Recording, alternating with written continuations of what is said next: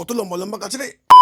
Hello guys, welcome to my blog. সকাল সকাল খুব মাথা ব্যথা করছিল, কারণ কাল রাতে দেরি করে ঘুমিয়েছিলাম। সবাই দেখি ঘুমাচ্ছে, আমি আগে উঠে পড়েছি। সকালবেলা দরজা খুলে বাইরে এরকম ভিউ দেখতে খুব ভালোই লাগে সবারই, খুবই সুন্দর। ঘুম থেকে উঠে আমার প্রথম কাজ দাঁত ব্রাশ করে নিলাম, তারপর চা এসে গেল, সবাই মিলে চা খেলাম আর আড্ডা মারলাম। চা খেয়ে মাথা ব্যথাখানে একটু কমলো। এটা আমাদের হোমস্টের টপ ভিউ, এখান থেকে জায়গাটা আরো সুন্দর লাগছিল দেখতে। প্যাকিং করা কমপ্লিট হয়ে গেছে, এখন বেরিয়ে যাবো ঋষিকোলা থেকে, সবাই রেডি।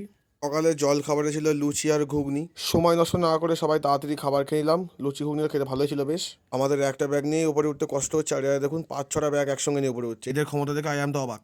একটু ভিডিও শুট করে নিলাম সবাই মিলে, তারপর আর কি বেরিয়ে গেলাম সবাই গাড়ি করে ঘুরতে জুলুকের দিকে। সবার প্রথমে চলে আসলাম সিদ্ধিবিনায়ক মন্দিরে। মন্দিরটা খুবই সুন্দর ছিল। সিকিমে এসে সিকিমের ফুচকা ট্রাই করলাম। এটা আমাদের ওখানকার ফুচকা মতো না, খেতে একটু অন্যরকম ছিল, বাট ভালো। তারপর সুন্দর সাইট সিন দেখতে দেখতে চলে আসলাম আমরা রাঙ্গুলি বাজারে। এখান থেকে সবাই একটু শপিং করে নিলাম।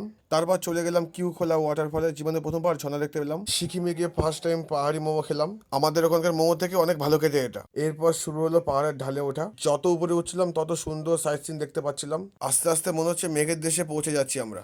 এটা হচ্ছে পাদামচেন, খুব সুন্দর একটা পাইন ফরেস্ট। জায়গাটা একটু ভুতুরে ভুতুরে ছিল, জায়গাটা খুবই সুন্দর ছিল, তাই এখানে একটু ফটো তুললাম আর ভিডিও শুট করলাম। এখানে খুবই ঠান্ডা হাওয়া দিচ্ছিল।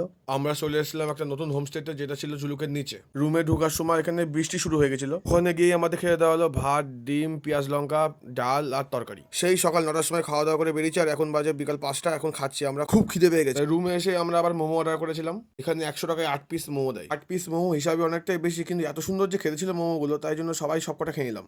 তারপর চলে আসলো সুন্দর সুন্দর কাপে চা, ম্যাগি আর পপকর্ন। এই ঠান্ডায় চা খেয়ে শান্তি পেলাম। এই ম্যাগিটা মার্কেটে দেখতে ভালো ছিল, তাই কিনে নিয়েছিলাম, কিন্তু এত ঝাল যে কি আর বলবো আর।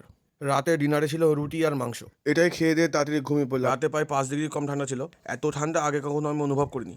আজকের মতো বাই, দেখা হবে নেক্সট ব্লগে।